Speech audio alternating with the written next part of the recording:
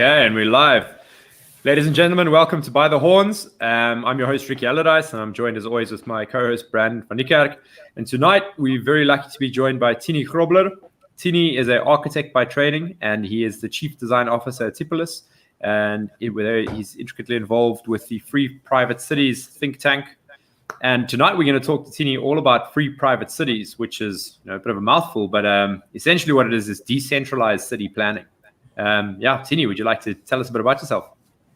Yes, how's Ricky? Hi, Brandon. Thanks for having me on. So just about myself, I studied architecture, but was always concerned with sort of from a small age with property. And as soon as I read Rothbard and Mises and all of those people, everything sort of crystallized for me. And it's like, yes. It's like listening to a song in your car. And if she can only hear this song, it's exactly how I feel. So that's what those guys did to me. And that helped me everything to sort of put in place. And then afterwards, I got sort of concerned with the Austrian School of Economics, did like a few online, mostly self-study stuff. I wanted to study further at UCT with property studies and, to get the economics behind property studies. But then I soon realized that as soon as they touch economics, it's just complete crap that they say to sort of give up my studies in protest. And it's always such a shame. There's so many brilliant people out there, authors and in their field, but everyone at some point is, you have to access economics and, they do it just from the wrong lens and it just all goes to pieces, which is actually a shame. Anyway, and then I got involved with through the sort of Austrian economics network with the Free Private City people. It's a guy called Titus Gebel that started it.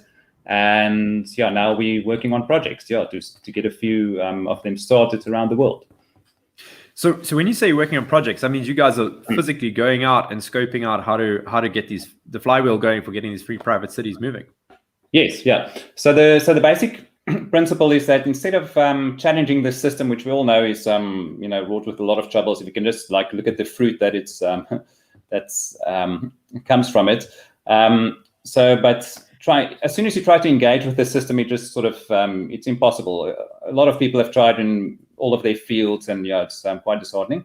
So the idea was to rather build alternatives and then get a network going between the alternatives.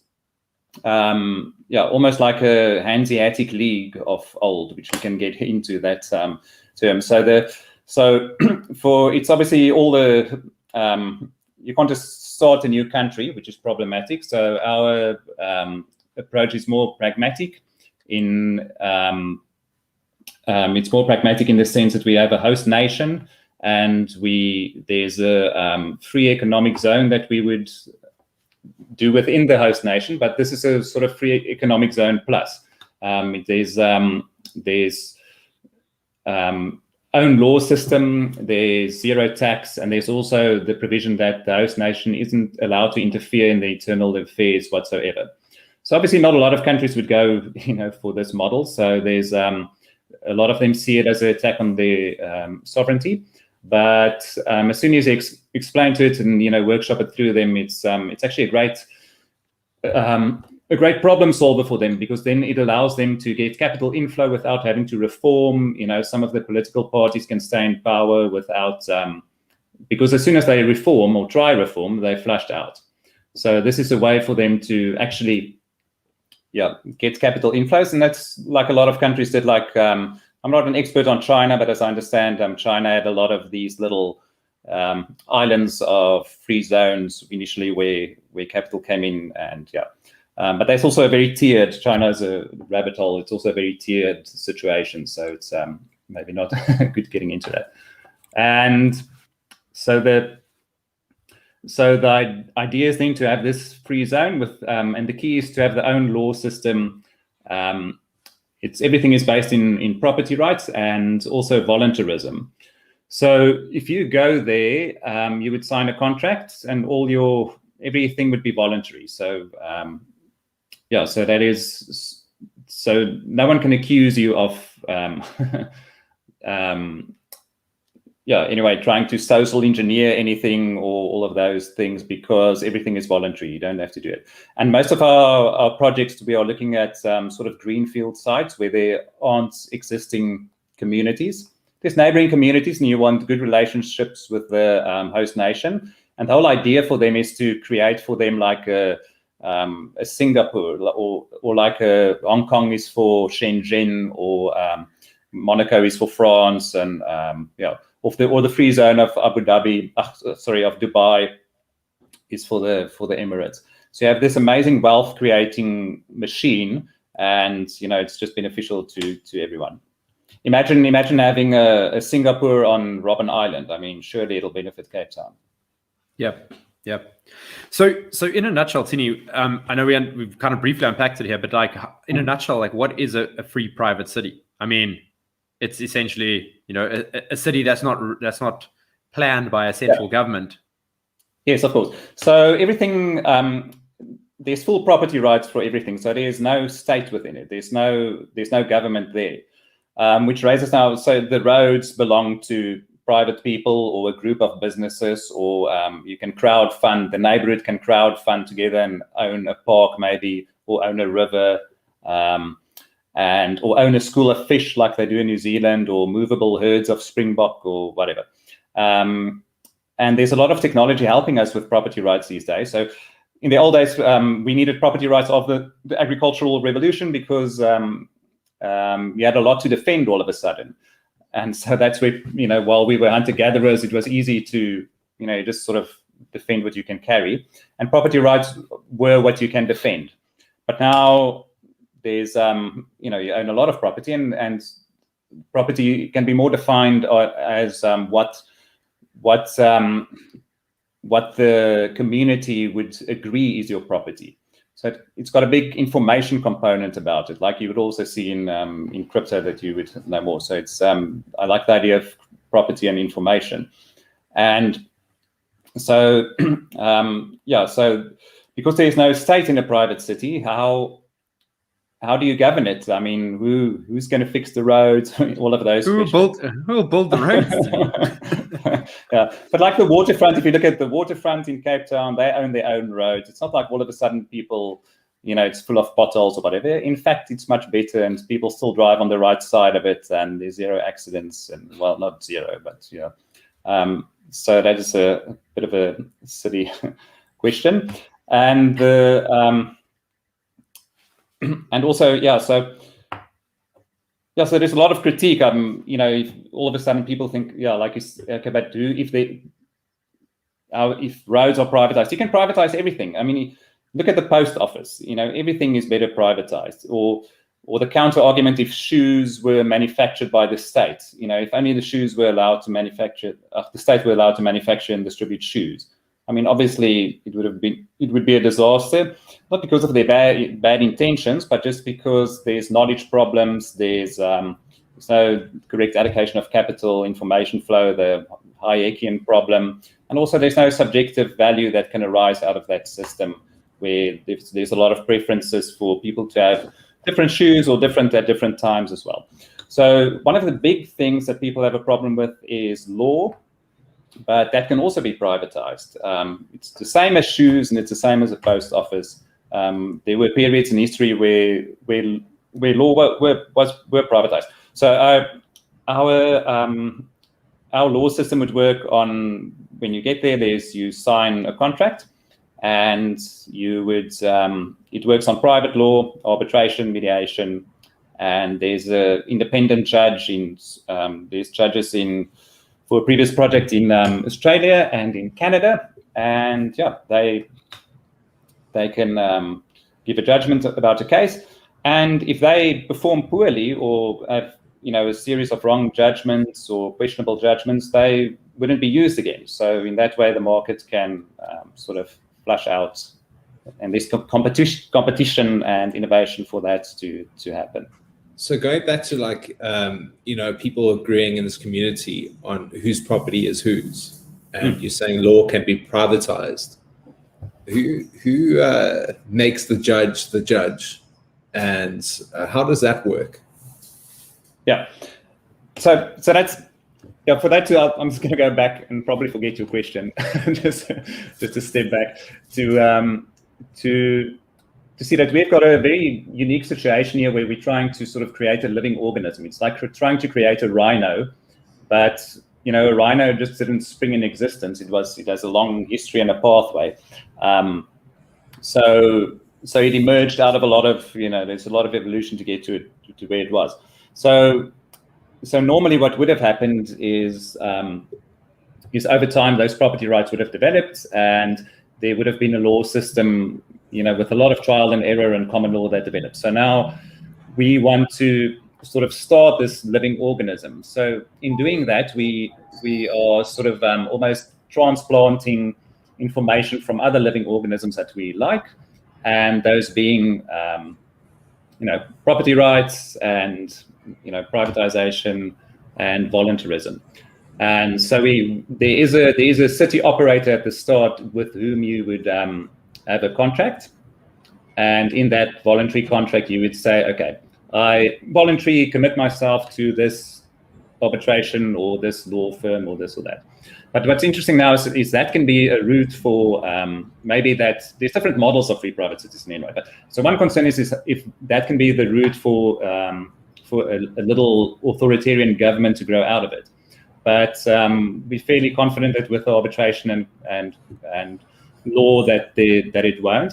And there's also a way that you can prevent that you can have competition between your law firms. So you would belong to a law society, and the competition between it, eventually you can migrate to something else.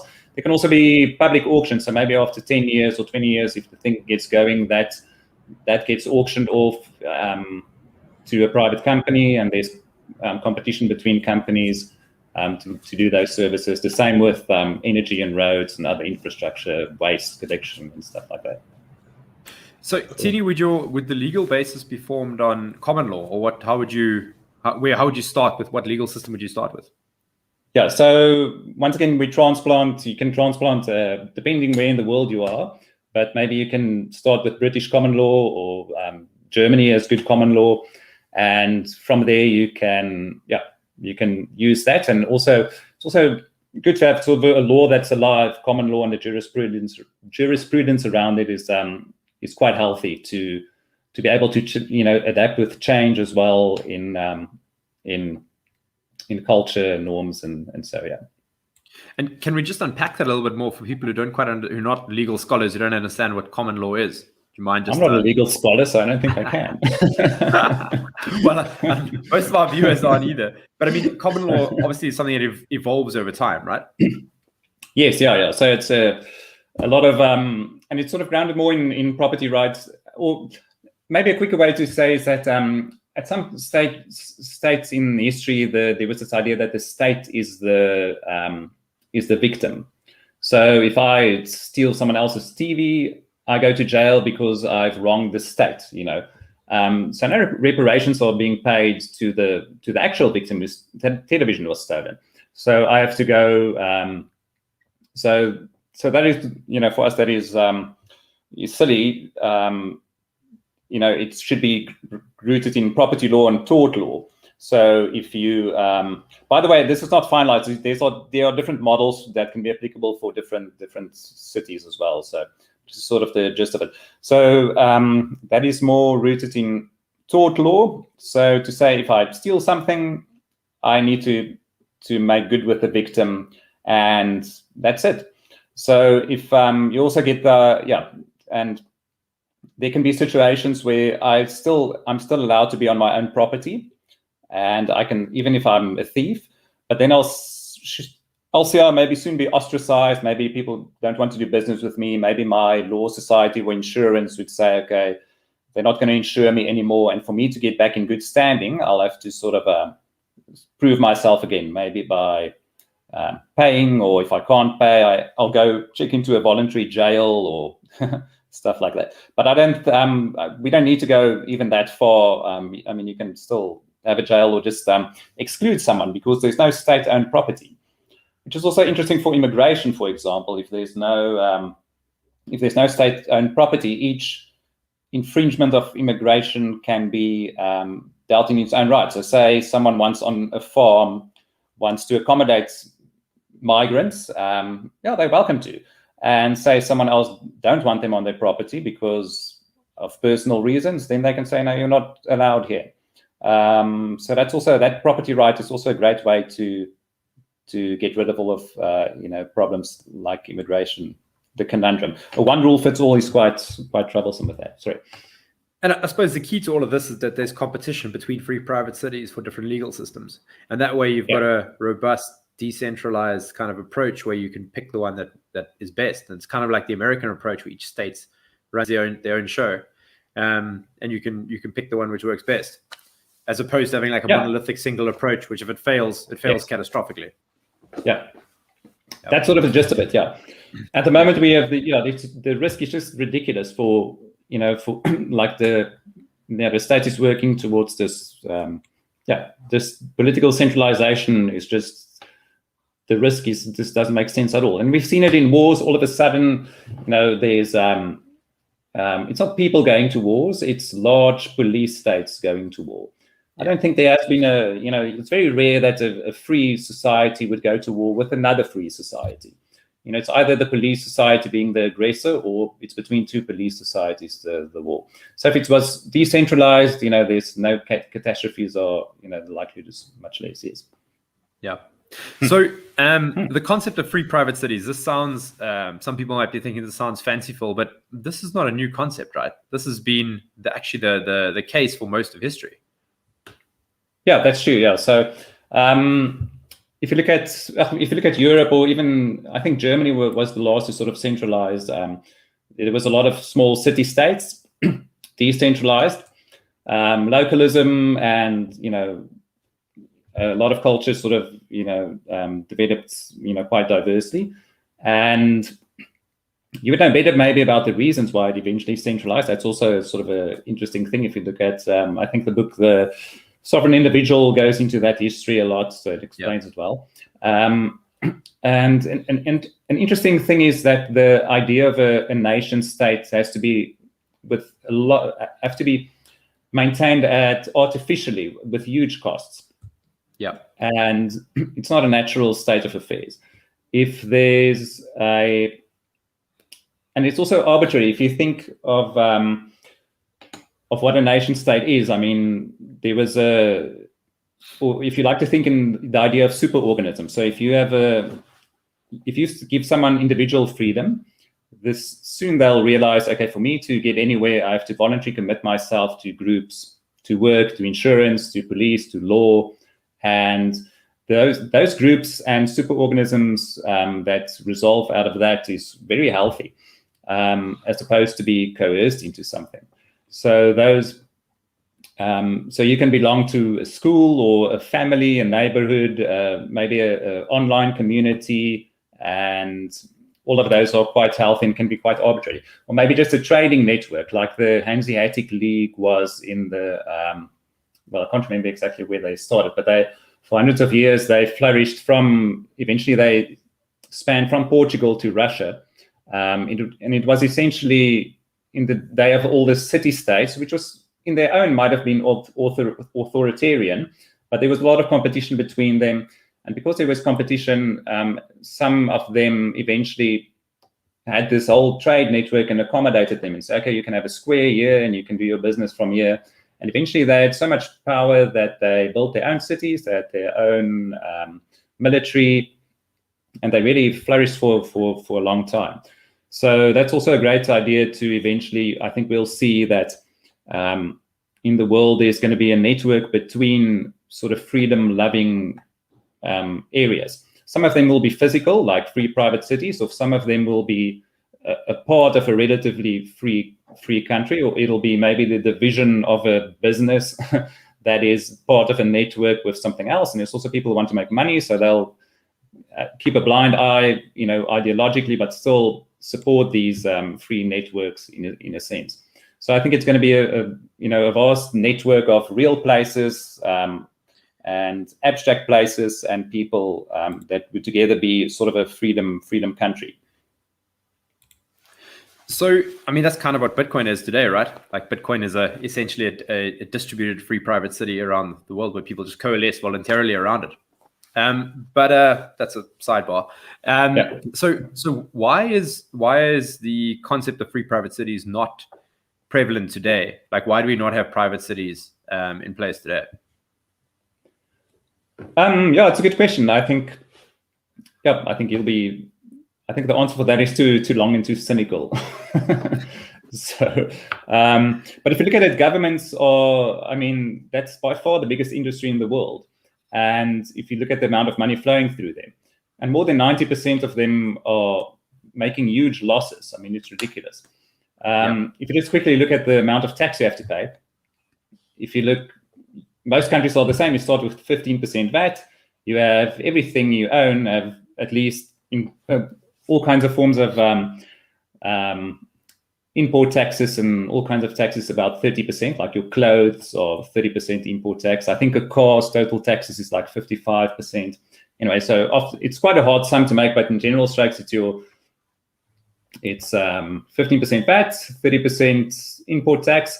Then you get, say, 40% income tax, and now you're at, 85%.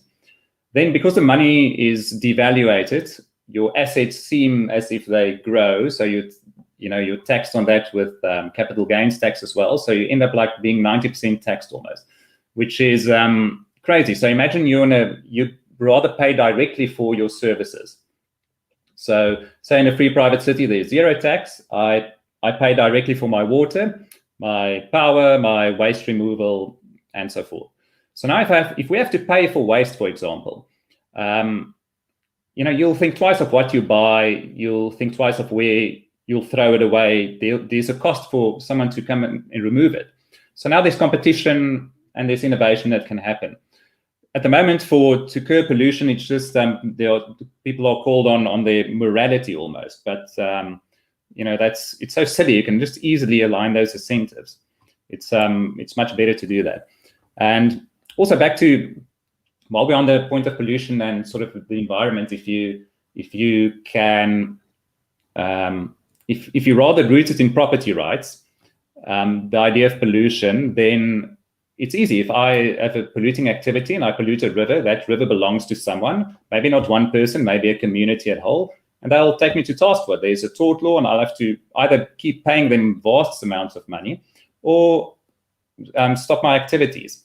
And also I have to, make good my how I damage the system. So, and that would get internalized into the product that I make. And if people want to pay the inflated cost of that product, maybe it means society really wants that more than polluting a river. But at least they have to keep on paying compensation. So that's a much better way than the current model where states are saying, okay, no, we're going to pick the winners and losers. We know that, say, like the old example of the railways in the States, we say, no, we know the railways are causing pollution and causing fires to farmers' crops, but we say rail is more important than farming. So now they pick the winners and losers, and there's no market where these things can emerge. So there's no, all the price mechanisms are broken, all the price signals are broken. And we see that everywhere. We don't have a market for energy. We don't have a market for housing. We don't have a market for anything. So, and also not for pollution. So they're going to try and do it with idiotic things like a carbon tax, which is actually such an arbitrary way of measuring it. If you talk to environmentalists, they'll say something like soil health is a much more important. Or So it'll also be a way better thing instead of doing carbon counting, that you can just internalize it, tie it back to property rights. Yeah. But so on that point, say now I am polluting a river, and the owners of the river sue me. Who's there to enforce that I'm gonna make payment? How is it enforced? Or am I just expelled from the community, banished? If I don't want to pay. Yeah, there's different models. So they can be in this free private city, they can have a police and a jail, and they, either expel you or probably expel you would be great. But there's also, in history, there were systems where one person would belong to a insurance/law society, and another person as well. And maybe we both belong to the same company, and they'll just, in the company, there'll be arbitration, and you'll sort of settle it within the company.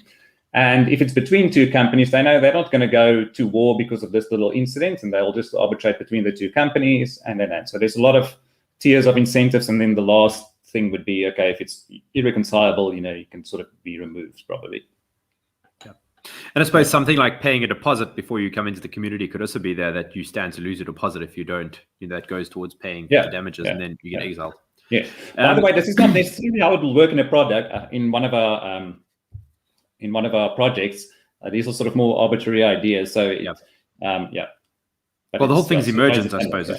It's for the communities to figure out, right?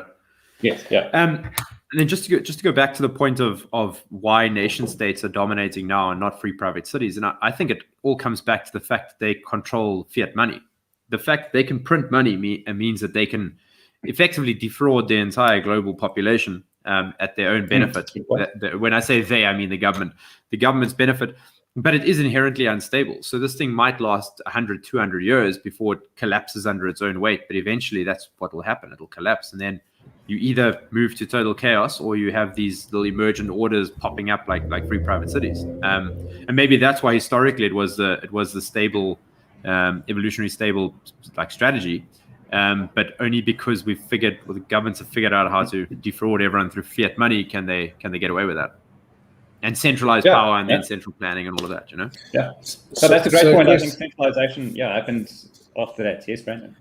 Sorry, just an arbitrary point. It might be a stupid question, but say there's a bunch of cities pretty close to each other and all trading with each other, right? And I think of this as nodes, and as they tend to congregate, they might become centralized to one another. How would the intercity politics work? If there's disputes between different private cities, how do you see that working? Because there's obviously no government or central power governing that.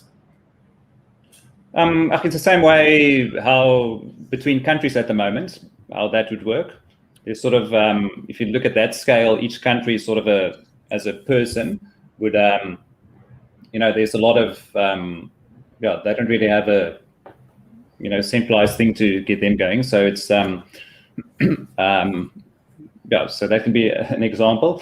And so if you look at the free private city as a whole, it's hard because there's nested properties in that as well. So there's a lot of freedom within that. So people can transact in their own right and with their own property. But say if there are disputes between these cities, but remember the city is just made out of individuals. There's no government in that city really. There might be a little city operator, but that's just someone for services. That's sort of it. So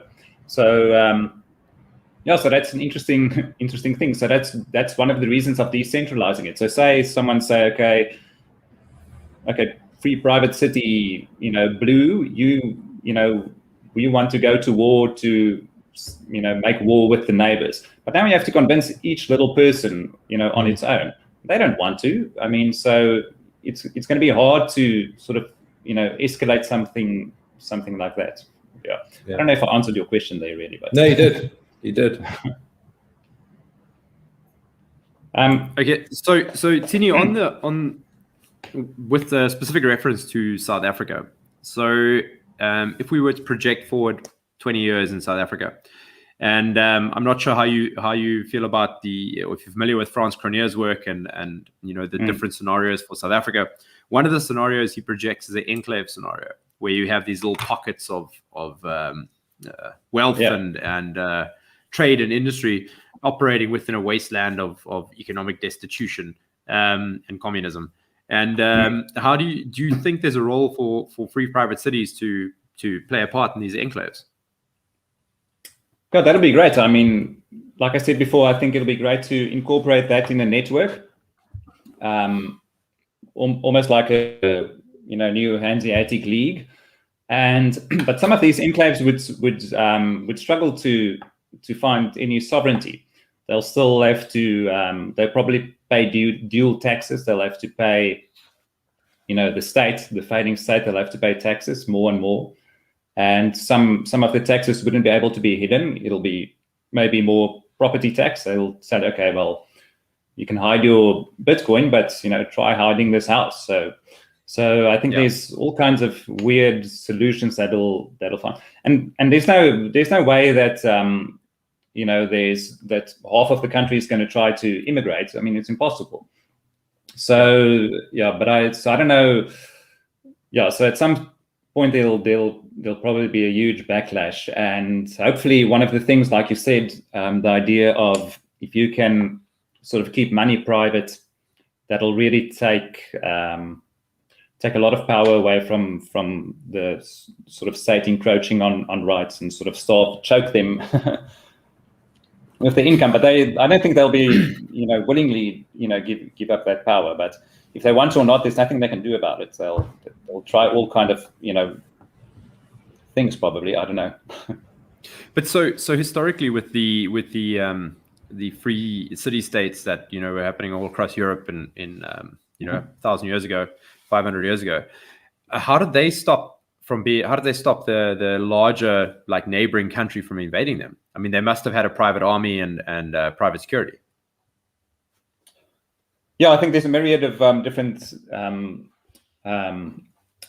examples, but some of them just banded together. So as soon as you can see there's trouble arising, next to you, someone is mobilizing, then you can see, okay, there's trouble coming. So I, together with the neighbors and this community and that community, would voluntarily give money, to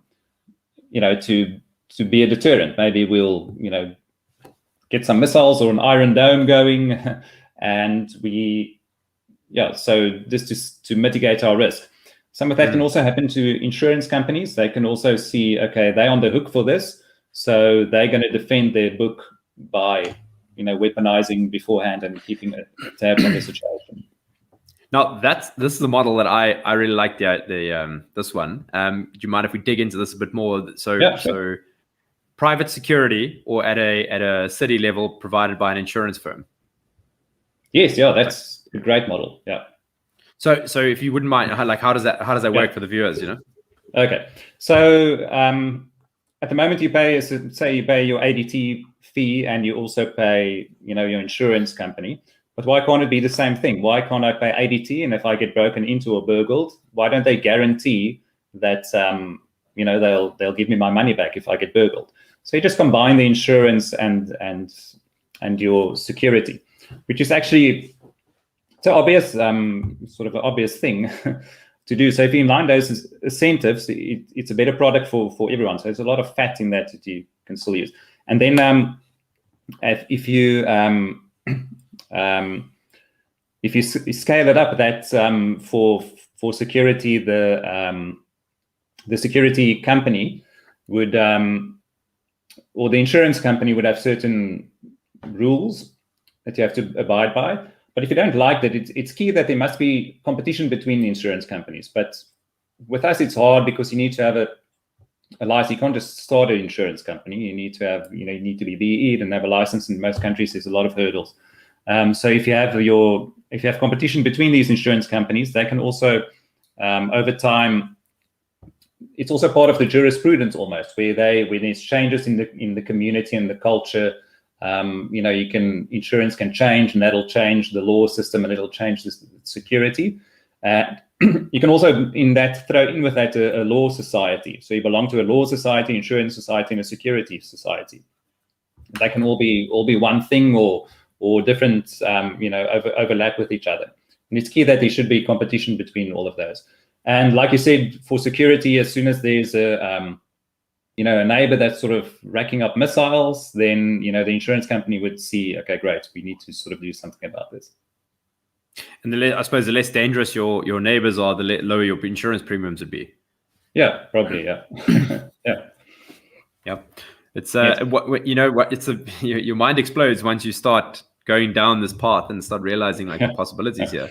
I mean, it's quite hard because you have to you have to think of everything, sort of a whole ecology of other freedoms that we're not used to. So, every time we go back to, but what's the state going to do? But, just think, okay, there is no state. There's no state property. Everything is private. So how would that work? So there's a lot of voluntary commitments and super organisms that sort of have to emerge out of that. Yeah, it's almost like the forest. I mean, the forest wasn't sort of there's not one tree dictating to everyone how they should grow. So the forest is, if you don't have a sort of symbiotic relationship with other animals, you're going to get flushed out of the system. So you're not going to make it. So that is layers and layers and years of co-evolution to get to that state. And what is also important out of an urban design aspect is that if you look at the cities that flourished, their typology wasn't sort of predetermined, and there it is. It was the outcome of a process, and the process was property rights, and it was individuals that interacted with each other, or the individuals' property rights that interacted with each other.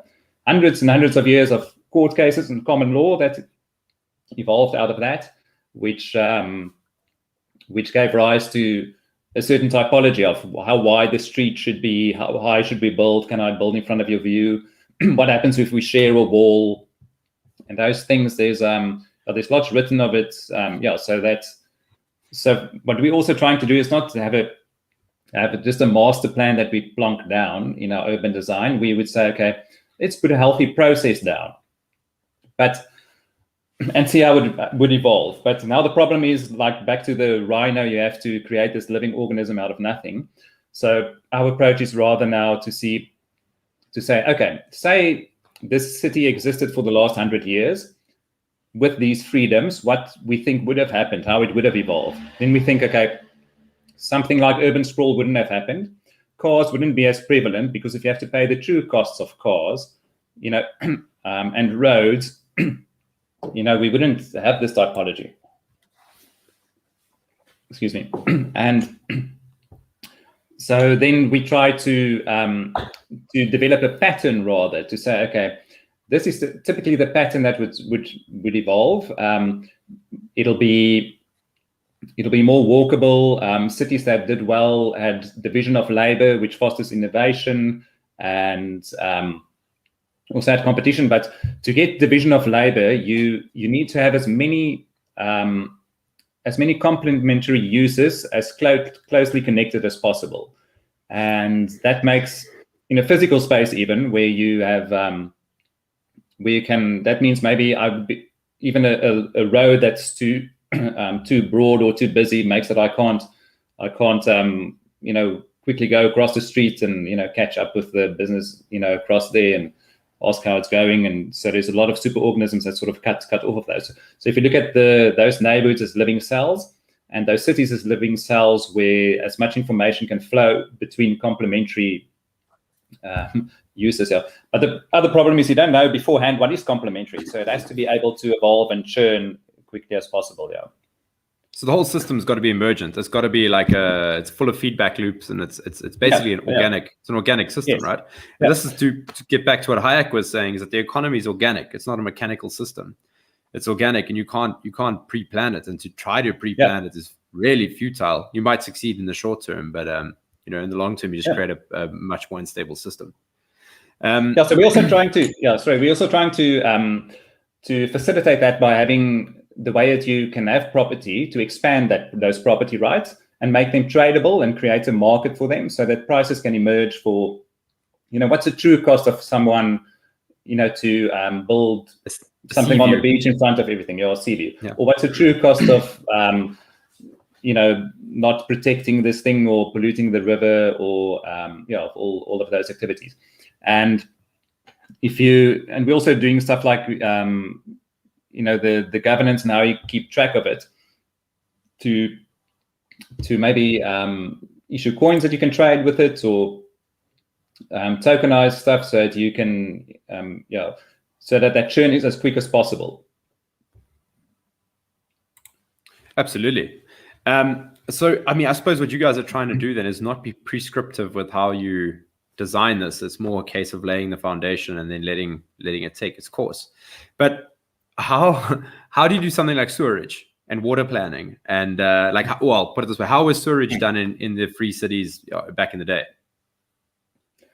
I don't know, all kinds. There's so many trial and error there once again. So it's so how we would do it is is, because you have to pay directly for it, that means, and there's no one that has a monopoly over that service. So you can have competition is welcome. So that means, the price can go down and you can choose who you want to support. And because you have to pay directly, it's going to impact your activities. At the moment, our stuff is subsidized. If you don't pay for your waste, really. Yeah. Also, if you look at something like water, we had this big drought in the Western Cape a while ago. Yeah. But no one really spoke to the fact that if there's our water is subsidized. So say my water account is 400 Rand a month, but the true cost for the municipality to give me water is maybe 4,000 Rand enough. So I pay for it, but I just pay for it through taxes, like the 90% we spoke about earlier. So it's out of there. So now what happens is someone else can't, if we have people that wanted to desalinate and, farmers that want to produce water, but they weren't allowed, A, or B, they can't compete with the 400 Rand. Maybe it still costs them 1,000 Rand. So it would have been a 3,000 Rand better for society, but because mine is subsidized, I'm not going to buy it from them for 1,000 Rand if I can get it for virtually free. But the argument for that would be, if you stop those subsidies, is that okay, but what about the poor people then? But it'll be much better for them to rather give them the 4,000 Rand in cash and say, okay, there you can go buy water, and then but not breaking the price mechanism, because soon, because of competition, the price would be driven down so much through competition and innovation that eventually you wouldn't have to subsidize poor people, and they would be able to afford and also be part of the innovation probably. And the same goes for electricity and power. There's no market for power at the moment, so you have all these. No one can say what's the true cost of solar or wind or nuclear or so because there's no market. So the idea is to route that market back to property rights so that prices can emerge and you can actually know what's better than or not. And people don't. Maybe this is something that people don't think about, but pricing or prices of items are the coordination mechanism in society. And if that gets distorted, your entire society gets kicked out of whack, and you end up with malinvestment. You end up building electric cars, and because there's so many subsidies for them, the price for an electric car, let's say a Tesla, is at $40,000, whatever the case is, looks like it's comparable to some internal combustion luxury car. But the cost of let's say the lithium ion or the lithium mining or the coltan mining and all these aspects aren't taken into account because they're subsidized or they're not factored in correctly. There's so much government fuckery going on that it's really hard to figure out what the real price is. And you will end up paying for those costs eventually. You might not, your kids will though, and the environment will. And if you have distortion in the market like that, eventually the chickens will come home to roost, right? Yeah, no, definitely. So this, it's a great example. And maybe electric cars are the best. We just don't know. No one knows at the moment because nothing can emerge. And So Tienie, sorry, you go ahead. Oh yeah, sorry. I just wanted quickly to speak to the sprawl. The whole idea of we also subsidize the whole idea of sprawl by subsidizing the automotive industry.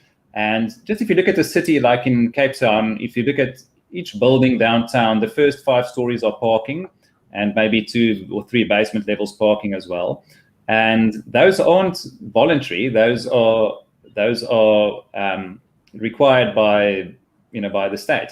So you don't own your property; you actually lease your property because they keep expropriating rights from you in the sense of, okay, you have to have so much parking, you can't build up until to the street, you can only do this and that. So if we have to pay the true cost or if you look at the unseen, like Bastiat would say, of how much that property could have been or what could have been done, but if we have to pay the true cost of the sprawl model, it would never work. And I think, like you alluded to before, the only way this is being able to be financed is also because of the sort of monetary expansion model. Otherwise, there wouldn't have been money for this idiotic model. I mean, it's ridiculous. We can't afford to live like this. And so it's also it's not healthy for society. I mean, now families aren't living close to each other. You spend most of your time in the car. This whole superorganism is being, chucked into different places. Sorry, Brandon. Yes, you were saying. Yeah, I mean, we've been talking a lot of theoretics, which actually really speaks to my heart. I utterly believe in this stuff. But like, what's the practicals? What's happening now? What have you gone through? What are we going to do? How are we going to make this all real? Yeah, well, like I said, we sort of been building alternatives and trying to put a network between them. Then the other, how you fight the system almost is, I think it'll disintegrate eventually from within, as as there's great agorist tools like crypto and blockchain, and especially Bitcoin, so yeah. But I think I don't know how this is going to play out. I think in the long term, it'll definitely decentralize again, but I don't know in the interim and how much time it'll take. And it might be quite messy. Maybe it's not. Hopefully, it's a sort of smooth transition. But there's also some projects going in the world. There's through my work, I've realized that this is sort of an exploding scene of I think Brazil just recently said they sort of want to expand their free economic zone, sort of legislation to make it more free and more open. And there's also in Dubai they've got a crypto kind of little suburb, right, or domain apparently. It's like a free economic zone as well. Yeah, I didn't even think of that. Yeah, I think they're only like 4%, dependent on oil. So most of their riches are from having a free economic zone and financial set. Yeah, and some of the other projects are there's in Honduras. There's their constitution was changed to allow for what they call ZEs, and there's projects going on there. There's a project called Prospera and another one called Maruzan City, which is quite different. The one is sort of on a nice island, and it's looks more like a resort or feel to it, and the other one is on the mainland, and it has it is more a labor solution for close to an industrial town, and they sort of that one is actually doing quite well, but it's still early days, and there's but already they sort of been the one is all mired in controversy already. So some people don't like it, although it's lifting people out of poverty. So we'll see how. But it's so early; these just got started, and then there's also the Charter City Institute, and they have a bit of a different model. We think, but they're also doing great work, and also the seasteading people, which had a few hiccups again. And but they're also sort of marching on. They have obviously great costs to overcome. Yeah. But even with all of that, it'll still be a better deal. They'll still lose less money than governments do. So even if they have to build everything, on ships or at sea, they'll still be able to do it. Yeah. Okay, Tienie, if I'm going to play devil's advocate here, if we were to develop there's a piece of land and we were to develop a free private city, how do we know it's going to turn out, not going to turn out like Kailicha, which is just, sprawling shacks built on top of each other with no planning, versus the idyllic situation you paint, which would look more like Bern in Switzerland? What's to stop it from going, the shack route? Yeah. So there's, well, I think for us to be able to build it at the start, we need investment, and we have to make promises to those investors. So you can see it like almost like a normal property development, like say you develop the waterfront or Pearl Valley or whatever. So there's certain things that people invest in that, and you sort of do it with other with people's money, and you have obligations to that. So if you don't hit your targets, you're going to lose that investment, and as soon as it doesn't look like it's on the picture. Either has to be much better, or you're going to lose investment and you're never going to get off the ground, because it has to be done with real capital and not with state, just normal state money. So I think it'll be hard to sort of build this just a empty utopia. And like we said, the whole idea is we're not building into utopias. We're trying to build processes that spits out, better situations. Yeah. And I suppose property rights plays a role in this as well, because the reason why Khayelitsha is what it is because there's no property rights there, versus Bern, where there's very strong property rights. Yeah, right? Yeah, of course, yeah. So that's amazing. Places like Khayelitsha is actually they're so fertile, and they just want to explode into commercial hubs and to industries, but they're not allowed to. They can't. And they have super strong networks. They have super strong community networks. They have like the delinquent rates, for example, for people not paying rent there, it's almost zero, because they know if they're not paying rent, they're going to get kicked out and they're going to get a bad reputation and they won't be able to rent again. Whereas delinquent rates, in the Western world is quite high. Yeah. Because states, we have great law systems, but states just can't enforce it anymore. So so there it's more of a,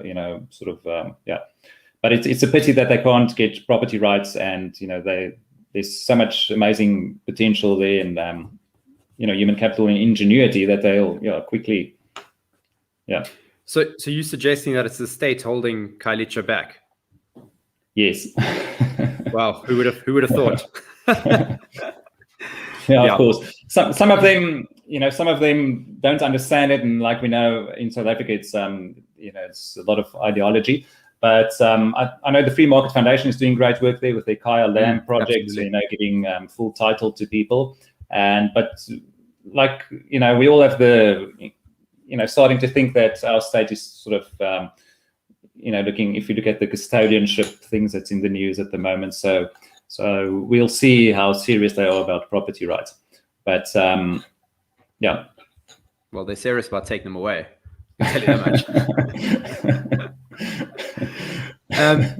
But just to get back to the economic kind of perspective of this, in a free private city, and in an environment where there's zero government or very little government, we can see from history that those are the areas that boom financially, and people are better off, they make more money, and you just have much more prosperity. So I suppose it stands to reason that these free private cities would be bastions of capitalism, really. They'd be far wealthier than the surrounding areas, which are governed by the existing nation states. And then how we segue this into Bitcoin, because we're a Bitcoin podcast, is why would you want to be dependent on the host nation's money if you are a free private city? Because we know that fiat currencies all trend to zero over time. They've got a 100% failure rate. So to risk your success of your entire project by coupling it to a fiat currency is probably a bad move. And that's where Bitcoin fixes this, right? Like, we've got an alternative. Previously we had gold, and I suppose gold could actually work in free private cities, because you would have a free market for gold arising, and you wouldn't have central banks manipulating it. So that'll probably work quite well. But I mean, Bitcoin's much better because it's digital and you can move it around much more easily, and it's for the 21st century. But also on that point, it's I keep thinking about nodes in Bitcoin, right? And that's what makes the network strong. And I keep thinking, if you want to grow free and private cities, it needs to be a couple of them. It needs to become materialistic.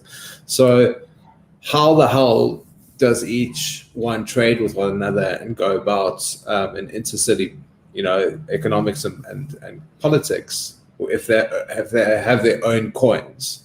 Whereas you need something pretty uniform that no one controls, right? And that's the only one is Bitcoin. So that's why I really see it fitting. Well, Brandon, on that point, so Florence was the first city-state to mint a gold coin, the golden florins, right? That had a standardized weight and size and everything. And that happened in a free private city, right? And then all other city-states around them started adopting gold florins. And gold florins ended up in the Viking parts of Scandinavia, they ended up in Europe, they ended up down in North Africa, just because people naturally coalesced to the hardest money that there was. Yeah, because they never debased, right? Because they kept it uniform. They never added more silver to make it cheaper for them to produce or whatever. Over hundreds of years or 200-300 years, it remained constant. And that's what powered the Renaissance. That's what powered the Renaissance, right?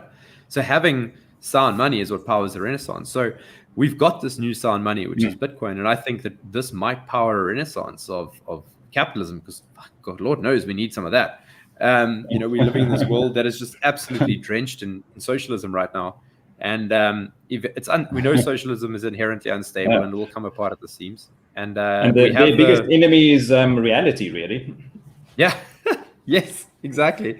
As you can see, they need to spin the news daily. They need to pay news anchors, and they need to spin the news to be able to kind of make it seem as if their system is still working. Yeah. But on that point, it's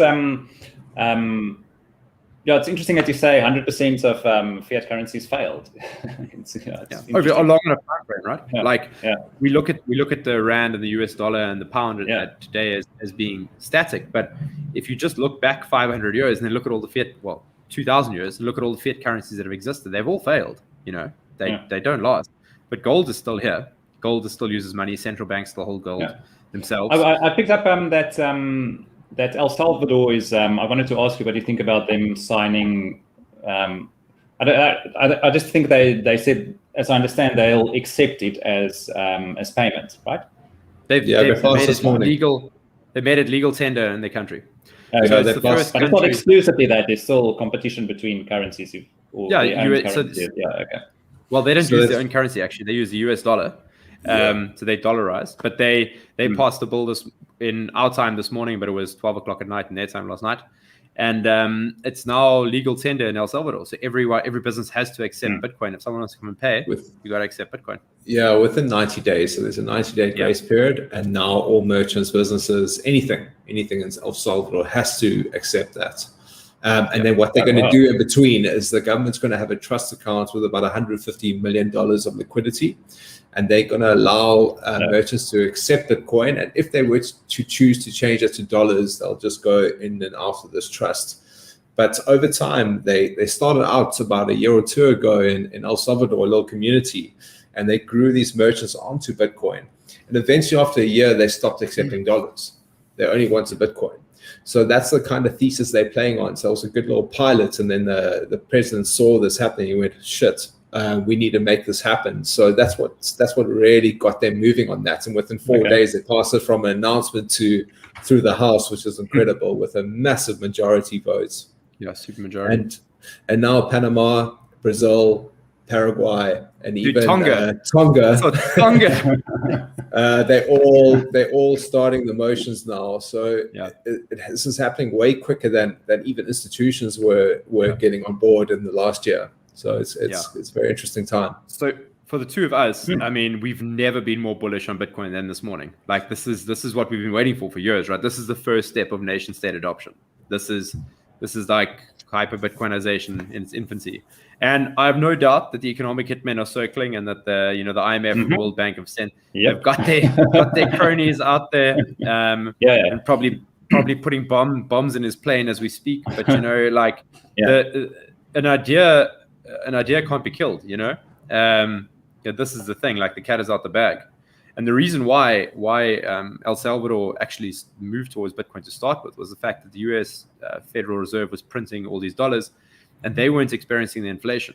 But because El Salvador is a dollarized country, they get the US dollars that they operate their economy on, and they were experiencing all the inflations. They've had like 30% inflation, and they were like, "This is bullshit. We need to have something that can't be debased." And in the actual bill, in the clause, there's a clause in the bill that writes, "No central bank should be able to debase our currency, and it should be set with like programmatic rules, etc." Basically, describing Bitcoin and saying central banking is robbery. Which is exactly what it is. It's exactly how you can tie central banking back to like why did the Renaissance only wait until then to happen, so there's a lot of connecting the dots more to sound money for a lot of things. Also, when sound money was taken away, wars that could have happened and be financed and stuff like that. So just to back to our idea, so we wouldn't say that you can only use Bitcoin, so we would just say it's open to the market. You can use whatever you would like. So there's like people like, say, the guys from Troy Gold in Stellenbosch. They have an amazing thing they're working on where you have a card and you can have gold. But and then obviously Bitcoin would be a great contender. I think most people would use it, and I think it'll it just makes a lot of sense. So so our idea is it'll just be open. And yeah, and hopefully we don't get. But anyway, that's not for me to make the call on that. But you can have a big target on your back probably for from the international. That's why I got to pay this. I'm not sure. Pay those insurance premiums and have a nice big private military to protect you, right? But yes, what we'll see how that holds up. One other topic I wanted to touch on is the aspect of beauty in architecture. So if you look at what I like to call apartheid architecture, if you cruise through the inner city of Cape Town and you look at these buildings built in the 50s, 60s, and it looks like the pavement just becomes the wall, and it's like this grotesque, horrific building. You're like, who the hell thought this was good architecture? And you look around the world and you see that the world is full of this kind of architecture. But you look back 200 years and some of those buildings that are still standing. There's nothing. You go back to Europe and to the UK and to the old world, and you look at these buildings that are still standing, and they are like magnificent, built with marble. There's like carvings on the outside, like what is the difference here? Like, why are people building cuck buildings now and they used to build nice buildings then? That's super interesting and a very long answer. And also depending on, people reading the literature of, modernism and postmodernism. So a lot of people can take different things out of it. But I've heard a sort of summary that I like to say, or that I think is quite succinct, in that modernism after the war looked to it was all about centralized control. It's how we're going to look after the new productive man. So production man, he needs to live like this, and he probably need a park, and he needs this, and he'll be happy with this and that. So it was a huge social engineering phenomena. And modernists were for some reason sort of very influential, and that idea transplanted itself to especially American universities. And for years, the idea of modernism sort of were prevailing, and this whole idea of social engineering. But they said they're doing it on reason. So we're going to use reason to social engineer this thing, and it was a complete failure. And then the book I read, the guy's argument is that socialism was sort of proved wrong in ideology and also wrong in practice. That it failed after the Second World War, but they didn't give up the fight. So they went to redefine terms, and they said, okay, now we're going to, modernism being built on reason isn't going to work for us, because reason is proving us wrong. So now they abandon all reason and say, it's all about feelings, and we feel that postmodernism and socialism is correct. So we feel socialism is correct, therefore it must be correct. So they and then postmodernism came. It's also about controlling society and designing society, but more on socialist terms rather than reason of modernism. And both of them are disastrous. If you look at the modernism stuff, it's there to show that the individual is sort of being dominated by the state. If you look at all the public buildings, like in Cape Town, the civic center, you feel like a little ant. It's no. I saw the other day there was the only guy. I had to renew my license, but I just couldn't stick it out. I lost my place in the queue. I just had to run out of there and make a voluntary transaction down. Down at the, buy a voluntary cold drink so that I can get back into this coerced, pay for your license, whatever. But there's the only guy that had some shade, there's nothing is at a human scale, it's built to dominate. So the only shade was in this like public art, so a few people were sort of climbing into the art piece to get some shade. And that's sort of it. I mean, but nothing says brutalism and apartheid architecture like the Goedehoop Center, as you're coming through the bottom of town there. It's horrific. It's the biggest eyesore ever. I think is that the one with you can actually do a lot with it to break it open and make a community. But that also it's so severed with all the roads going there, the highways. So you can't connect it to anything. It's a bit of a problem. So it'll always be a little destination. Maybe you can just make it I don't know. Can't really do anything with it. A Bitcoin mine. But I'm not. But I don't know. As objects, these some of these brutalist things are actually nice, like the monuments, but some of them are just way too large. There's no way that individuals would would build something. It's just a waste of money, really. If you especially look at what's the function within that. And further, as to go to beauty, into architecture, I've got strong opinions and likes and dislikes, but I don't think I'm qualified to, as fact, say that this is beautiful and that not. I mean, I don't know. I mean, subjectivity is the spice of life, isn't it? Like, yeah, of course. if I look at some buildings, if you go to, let's say you go to Europe, and you walk around those old cities, and you see these buildings that were built on a sound money standard. They were built to last, right? They were built with expensive materials. They were built slowly, but here they're still there 500 years later. Whereas if you look at a apartment block built 30 years ago, it's basically falling down because everything was built under money that was inflating. So all of the materials are subpar. There's no incentive there's an incentive to replace, right? Because your money is decreasing in value over time. You want to make as many sales as possible, as opposed to if you're building something under a hard money standard, you want to buy something that's really going to last, and you're going to be really, really hard pushed to give up your money or spend your money. That's an interesting take. I haven't thought about it like that. Yeah, because a year from now, your purchasing power is going to be more. So, for example, if I'm going to build a house now, I'm going to make sure I build that house absolutely to last if I use my Bitcoin, and so that I don't have to spend money on it again, because it's going to cost me a whole lot more. The opportunity cost of buying it, of spending it now versus the future is quite high.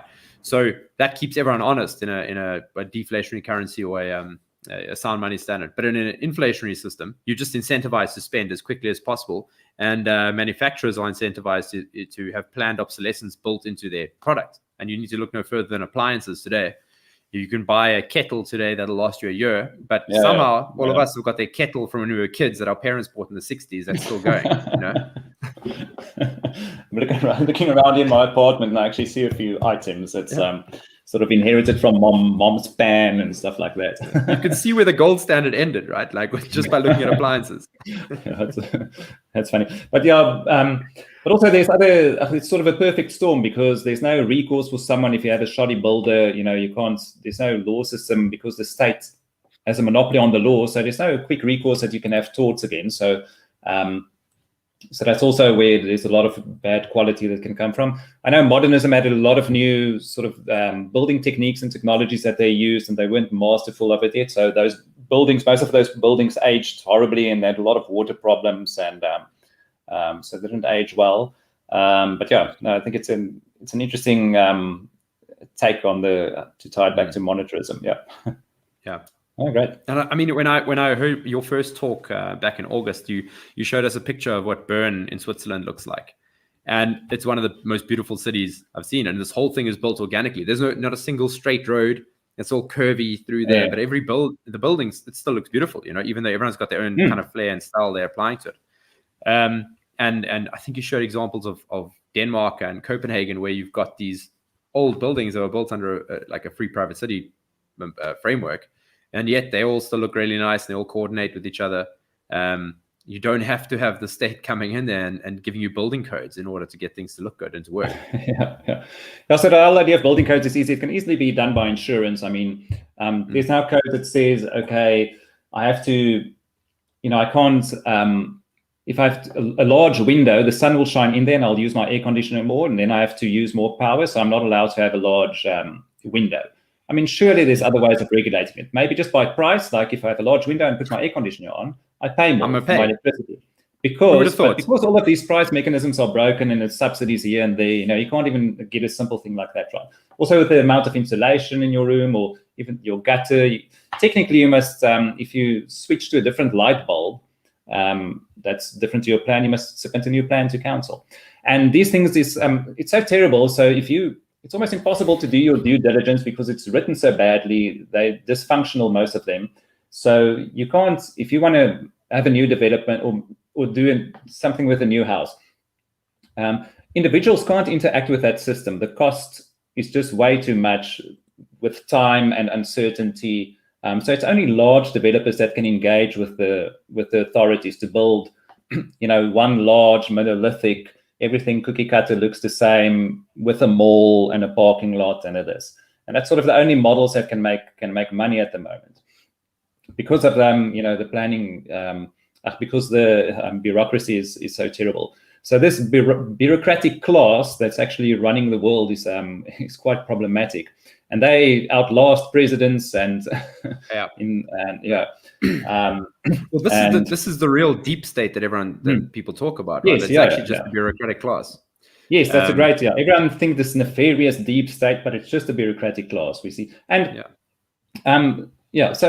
A lot of people. So I'm not saying developers are horrible people. I mean, they're just playing the cards as they are dealt. Yeah. So that's the only way they can do it. And they're fighting a hard fight for these small victories of, okay, please allow us to do this, and at least allow us to have a mixed something here and this and that. And so everyone wants us, but the incentives are just completely wrong. Yeah, absolutely. Yeah. But I mean, so one last thing before we let you go here, we are lucky enough in South Africa that we have a large amount of freedom due to incompetence in the government, because all of this, a large amount of red tape and bureaucracy is just ignored because it can't be enforced, and the people who wrote it, don't have any idea how to enforce it, and there's no capacity there. And as we see and a woman, as we see the degradation of the state, do we not see individuals taking freedom back by just ignoring these things? Like if you look at a place like Queenstown or Grahamstown or Makanda, as it's called now, effectively, do we not see individuals and communities just start to build their own, essentially, free private city? I mean, Queenstown's probably a prime example of that, because the state just has no capacity to do anything about it. Isn't that what they did in Harry Smith? They just took over the services and everything. And also the great work that Sakeliga is doing and the important court cases that they win. I mean, if someone wants to be part of a solution, I mean, the first thing you can do is contribute to them and go and support them and become a member of these civil organizations. South Africa has a few very strong ones, and they quite renowned internationally as well. And they do great work across communities. Like AfriForum does great work across other cultural communities as well, which they don't get credit for, obviously. They just they're just being called names. Sorry, what are we talking about? No, so just the do we not see emergent order popping up? To take sovereignty back in the vacuum that's left. And the vacuum it's interesting because in other countries the vacuum is created by like a power struggle or America bombs a dictator and that causes a vacuum. In South Africa, it's just the vacuum is created by the bureaucry itself, just kind of imploding. So they want to do the Chinese model, but they're not going to be able to. Luckily, they can't. But it leaves us with a lot of uncertainty. If you have sort of kids and you have to plan, where you want to, you don't want to move on a whim. So it makes it hard to sort of kick your roots in some way. So you have to become resilient against that. And it's also a shame if if the South African culture, our different cultures, say there's a lot of say Zulu people immigrating because they can't stand it anymore. But it's bad if they. That's also a type of a super organism that's sort of being under attack, the language and everything. If they all disappear to Canada, this and that, over 2 generations, they're going to lose, a big chunk of that culture. And, the same goes for all the cultures in South Africa as a whole as well. So, it'll be great if there's, if it can, if you can just have more seriousnity, but I'm not sure how it's going to play out. How people like France are much better at doing predictions like that. It's quite hard to do future planning because you have to look at mathematical attractors almost. So you have to. It's not going to be the one. It's not going to be a mixture between the one and the other one and the other one. So it's not just the middle of it. It's almost like an organism. If there's a molecule floating around, it's either going to end up in an ant or end up in a leaf or end up in a moth or whatever. So it's going to be encapsulated in one of these organisms. So it's hard to see which one it'll be, but it's not. But people like France are good with that, obviously. Yeah. I mean, the one thing I've taken from this 2020, 2021 shit show we've been seeing is that I used to think that maybe if things get bad in South Africa, unfortunately be forced to immigrate. But now I look at the rest of the world and I'm like, where the hell would I want to go? Because we have freedom. Yeah. We have freedom in South Africa through incompetence, and the rest of the world has shown itself to be, the first world has shown itself to be extremely authoritarian and tyrannical. I mean, I look at Canada and the UK, like they've lost their damn minds.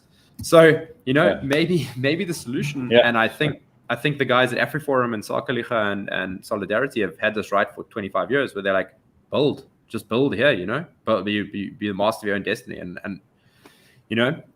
couple that with a bit of Bitcoin, I think we're onto something. Yeah, and it's no way that everyone's going to pack up and leave. Where do you leave to? So it's it's interesting. How's our time looking?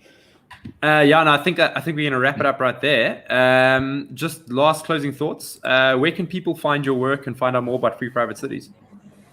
I tried to open a Twitter handle last week, but I see it's already blocked, but I haven't even tweeted anything yet. So I have this weird, but I'm sure maybe it's just something I did stupidly. So you can try. So you can't even go check out Simps for Cyril. The best Twitter page has popped up. So they're welcome to email me at tieniegrobler@gmail.com. It's spelled TIENGROBLER@gmail.com. And my Twitter handle, if I can get it working again, I'm sure I can. It's Martinez GROBL3. Yeah. All right, and the Free Private Cities Institute. You can look at freeprivatecities.com. They're also on Twitter, and you can look at the company Tipulus at tipulus.com. There's like a video of sort of, but Free Private Cities, they have, there's a lot of content on there as well. And you can also follow maybe Peter Young. He's also sort of doing a lot of tweets and content. Yeah. Awesome. Brandon, any closing thoughts from you? No, thanks so much for your time, Tienie. Thanks, Brandon. Great talking to you. Awesome. Tienie, thank you so much. We really appreciate it. Cheers. Cheers. Bye. Bye.